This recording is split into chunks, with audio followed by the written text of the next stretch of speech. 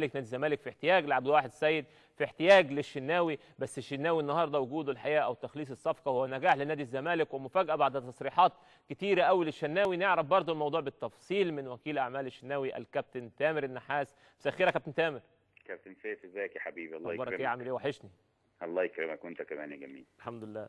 طمنا بقى على الشناوي، يعني ايه اللي حصل؟ كان الشناوي كلامه ان هو لازم ياخد فلوس كاش وان هو في كلام الحرس، وبعدين فجأة في 24 ساعة بيخلص الموضوع. طيب انا هحكي لك اللي حصل، بس انا ليا حاجه معاك هخلص الشناوي واكلمك فيها. معلش يا سيف، انت كنت ذكرتها من اسبوع خاصه بيا كده في موضوع فراجعك فيه بس اما اخلص موضوع احمد. هو كان القصه كلها كان فعلا احنا كان في مهله لنادي الزمالك امبارح، ولو كان نادي الزمالك ما جهزش الفلوس كانت الامور هتنتهي يعني، وده اللي حصل فعلا.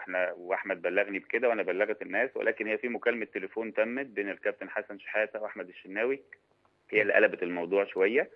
كابتن حسن قال له الامور كلها عندي، ويعني كان في تفاصيل ماليه اللي احمد كان مصر عليها الكابتن حسن التزم بيها معاه وقال له ما تقلقش من الموضوعات دي كلها، ان شاء الله هتبقى سهله.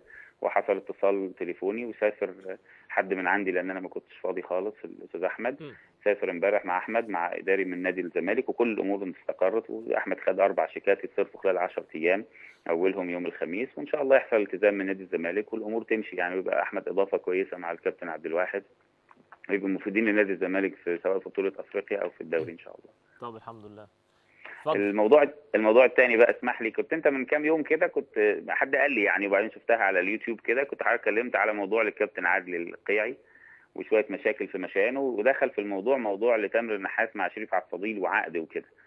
فانت ما كنتش بتتهم ولا حاجه، بس قلت ان دي من احد الاسباب اللي اتقالت، فانا بس كنت عايز اشرح الموضوع ده عشان لا ما بس يبقاش فيه. بس انا هقطعك ثانيه يا كابتن تامر. اتفضل. انا بالظبط قلت كده، قلت ان بيتقال ان الموضوع ان في 4 اسباب منهم كذا وكذا وكذا، وده اللي كان موجود على موقع، وانا بشك تماما في القصص دي، واعتقد ان الكابتن عدلي يعني علاقته بالناس او الوضع ما يسمحش بكده، يعني انا قلت الموضوع من على خبر وكذبته.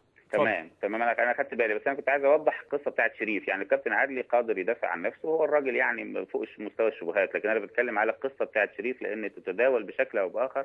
هو شريف عبد الفضيل انا اللي موديه النادي الاهلي، وانا اللي اتفوضت له في النادي الاهلي، وانا كنت قاعد في القعده اللي كانت في مكتب الاستاذ محمد عبد الوهاب، وانا اللي مليت العقد كله بخط ايدي. يعني عقد شريف مش بس اسمي اتكتب، انا